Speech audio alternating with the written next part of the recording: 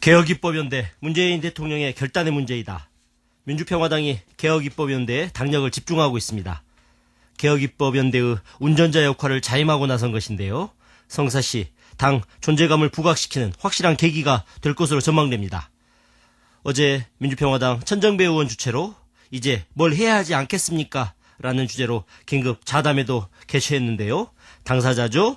민주평화당 광주 서구리 지역구입니다. 천정배 의원 연결하겠습니다. 의원님 나와 계시죠?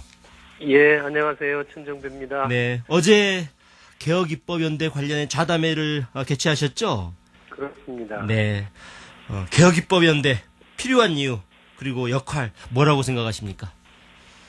예, 그러니까 지금 촛불국민혁명의 역사가 있은 지도 벌써 2년이 가깝죠? 네네. 그렇지만 안타깝게도 문재인 정부 1년여 동안에 단 한 건의 개혁입법도 처리하지 못했습니다. 네.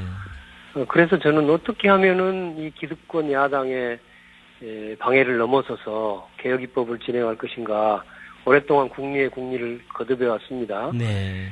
그런데 지난 이제 6.13 재보궐선거의 결과로 개혁파 의원들을 다 따져보니까 최소한 157석이 됐습니다. 최소 157석. 예, 네. 그렇습니다. 뭐 시간이 없으니까 다는 설명 안 하겠습니다. 네. 뭐 무소속 뭐 다 모으면 그렇게 됩니다. 네. 그래서 이 157명의 의원들이 개혁입법 연대를 만들어서 뭉치고 네. 또 국회가 이제 하반기 원구성을 이제 새로 하지 않습니까? 그렇습니다. 의장도 뽑고 네. 상임위원장도 뽑고 할 텐데 이 원구성을 제대로만 하면은 20대 국회 남은 임기, 그러니까 이제 1년 반 내지 2년은 좀 채 못 남았지만 네. 이 시간이면은 모든 개혁입법을 완벽하게 이뤄낼 수 있다. 이런 결론을 얻었습니다. 네. 그래서 이게 촛불혁명의 정말 완성의 비법이라고 할 수는 없습니다만은 네. 하여튼 유일한 길이다 이런 확신을 얻었기 때문에 이걸 꼭 해야 된다 하는 그런 지금 네. 마음을 가지고 추진하고 있습니다. 지금 말씀하셨는데 개혁입법 연대를 구성해서 원구성에 나서면 된다. 개혁입법에 찬성하는 의원들 중에 국회의장도 하고 법사위원장도 그렇습니다. 상임위원장도 하고 그리고 각 상임위에 다수파가 되면 된다. 뭐 이런 논리죠? 그렇습니다. 정확하게 말씀하셨습니다. 네. 그러니까 국회에서 법안을 통과하려면 예를 들어서 소관 상임위를 네. 통과하고 그다음에 법사위 통과하고 최종적으로 본회의 전체 회의 통과 안 합니까? 네네. 그러면 각각의 그 회의 단위에서 다수파가 돼야만이 이제 가결이 되는 거 아닙니까? 네. 예, 그리고 또 각각의 회의 단위의 사회권자, 그러니까 네. 국회의장이나 상임위원장이 사회를 봐주지 않으면 세상 없어도 통과가 안 됩니다. 그렇습니다. 그러니까 바로 그 두 조건, 사회권과 다수파를 만들어야 될 텐데 왜 157석이 중요하냐 하면은요. 네. 157을 빼면은 나머지가 143 아닙니까? 그렇습니다. 300명이니까. 네네. 그러면은 이제 그 국회의장은 상임위원회에 안 들어갑니다. 그러니까 네. 국회의장을 157에서 1명 빼면 156이 되잖아요. 네. 예, 그러면 156하고 전부 다 반대한다 하더라도 뭐 그럴 리도 없습니다만은. 네. 네, 그런다 하더라도 그 차이가 13석입니다. 156, 100이 143이니까. 네. 그럼 13석이기 때문에 지금 국회에 이제 겸임이 아닌 상임위가 13개입니다. 딱. 그러니까 각 상임위에 한 명씩의 우위를 다수파를 만들 수가 있는 거죠. 한석차이로. 그러니까 157석이라는 것이 그야말로 뭐 황금의 마지노선입니다. 절묘한 수가 될 수 있다. 그렇습니다. 그러니까 그보다 더 많으면 물론 더 좋죠. 네. 네. 그런데 그러려면 민주당, 민주평화당, 정의당 거기에 무소속 의원들이 지금 뭐 다 정당은 다르지만 개혁입법 연대의 틀 안에서 뭔가 함께 활동할 수 있어야 될 텐데요.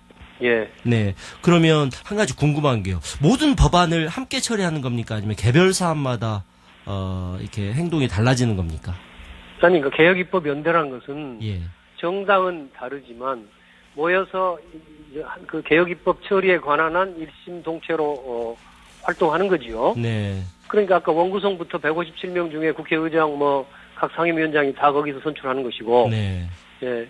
그 다음에 과연 그 개혁입법 연대를 만들면 어떤 법을 개혁입법으로 처리할 것인가도 그 안에서 의논해서 정해야 되겠죠. 어떤 법을 개혁입법 연대로 처리할 건지도 함께 모여서 상의하고. 그래야 되겠지만 네. 대체로 그건 우리가 나와 있지 않습니까? 5.18 특별법 예컨대 그건 이미 처리됐지만 네. 또 뭐 선거법을 개혁하는 거 해야 된다고 생각합니다. 네. 또 최근에 검경 수사권 조정이 발표됐는데 검찰개혁, 경찰개혁 그 조정안도 법안으로 만들어야 될 거란 말이에요. 그리고 공수처 처리 법안도 있고요. 그렇습니다. 또 뭐 예컨대 지금 보유세를 강화한다 뭐 하는 것도 발표됐잖아요. 네.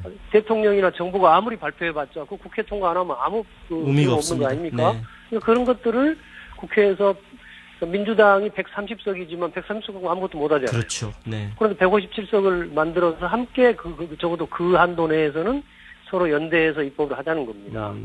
네, 그래서 저는 이 문제가 아마 제가 보기에는 다른 사람들은 다 찬성할 겁니다. 다른 당이나 뭐 민주당, 민주평화당, 정의당 또 뭐 무소속 다 찬성하실 문제가 없어요. 네. 문제는 민주당입니다. 그러니까 그리고 민주당을 움직이는 분이 누구냐?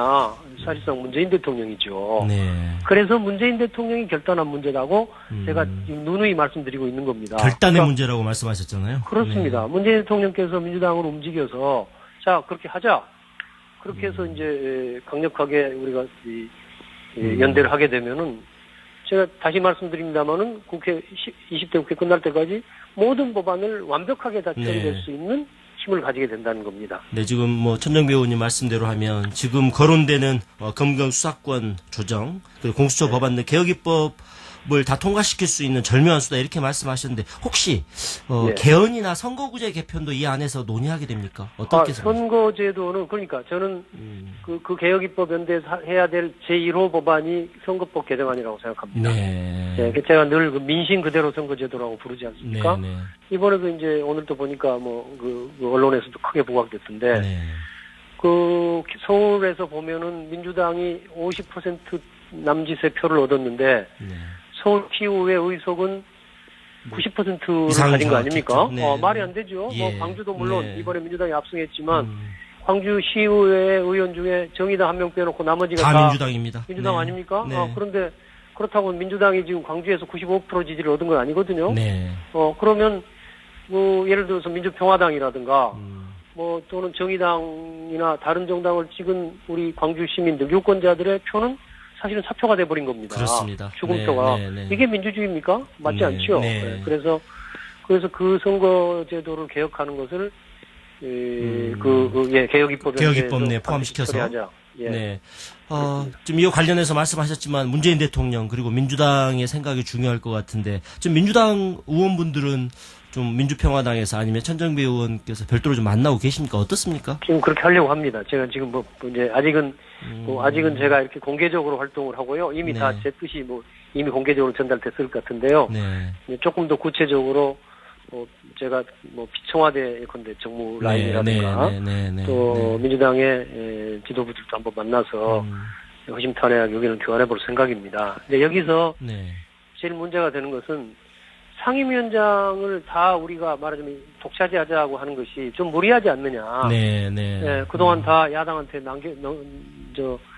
자유한국당이 동의하지 않을 것 같습니다. 그런데 자유한국당 동의하고 관계없죠. 157석이면 밀어붙이자. 국회에서 처리하면 되는 겁니다. 그러니까 자유한국당하고 관계없는 겁니다. 그러니까 제가 그 점이 좀 무리하게 보이지만은 저는 이런 뜻입니다. 그것은 야당을 뭔가 무시하자는 뜻이 아닙니다. 그런데 달리 말하면 그동안 보셨잖아요.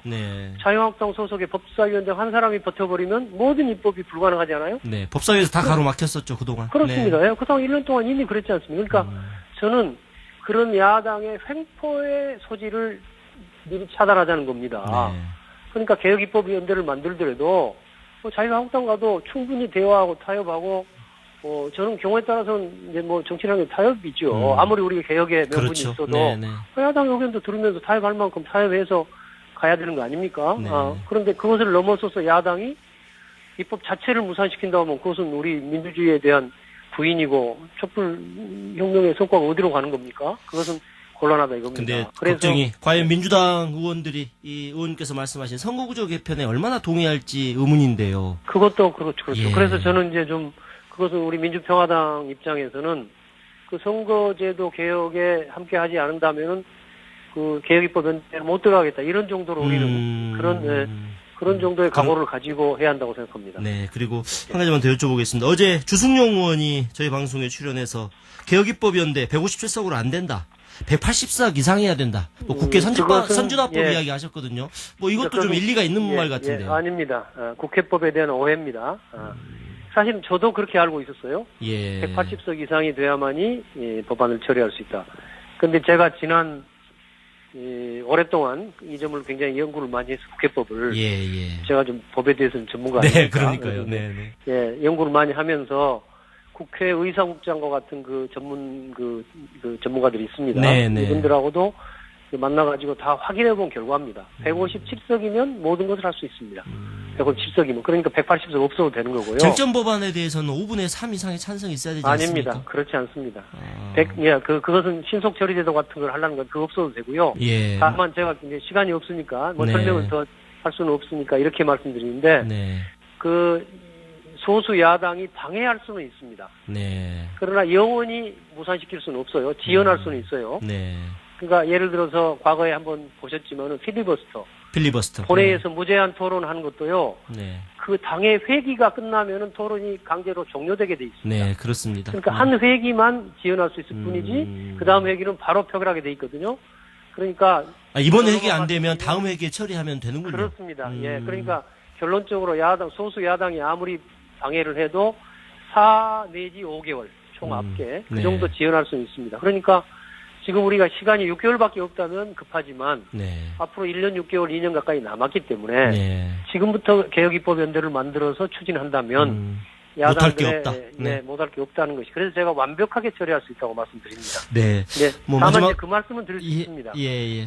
주승용 의원께서 말씀하셨다면요. 제가 157석을 이야기하는 것은 그 의석이 가장 결정적인 의석이란 뜻이지. 최소한의 의석이지. 그렇습니다. 거기에다가 예컨대 주승용 의원이라든가 그런 분들이 동참하시겠다고 그러면 다다익선입니다. 그러니까 180석이 된다든가 200석이 되면 더 좋죠. 좀 마지막 질문인데 혹시 개혁입법연대가 잘 성사돼서 한 1년 좋은 개혁입법 법안을 다 통과시키면 그 이후에 통합도 염두에 두십니까? 어떻습니까? 아닙니다. 그건 전혀 아니고요. 그러니까 저는 민주평화당은 민주당과는 전적으로 다른 임무를 가지고 있다고 생각합니다. 특히 우리 광주나 호남에서도 정치의 경쟁이 있어야 하고 그 경쟁 체제의 한 축을 이루어야 할 정당입니다. 그래서 저는 통합은 물론이고 연정도 반대합니다. 연정도 반대하시고. 제가 개혁입법연대라는 말을 쓰면서요. 거기다 굳이 입법이라고 붙이는 것은 국회에서 입법을 연대한다는 뜻입니다. 법을 넘어서서 그걸 넘어서 저는 연정도 반대합니다. 연정은 왜냐? 우리 민주평화당은 지난 총선에서 야당으로 민주당과는 다른 야당으로 선택받았었지 않습니까? 거기에서도 또 지난 대선 때도 실패했습니다만 저희는 안철수 후보를 내세워서 야당으로서 활동했던 것인데 저는 그것에 그 민의에 충실한 것이 개혁적이고 떳떳한 일이라고 생각합니다. 의원님 오늘 말씀 잘 들었습니다. 감사합니다. 지금까지 민주평화당 천정배 의원과 이야기 나눴습니다.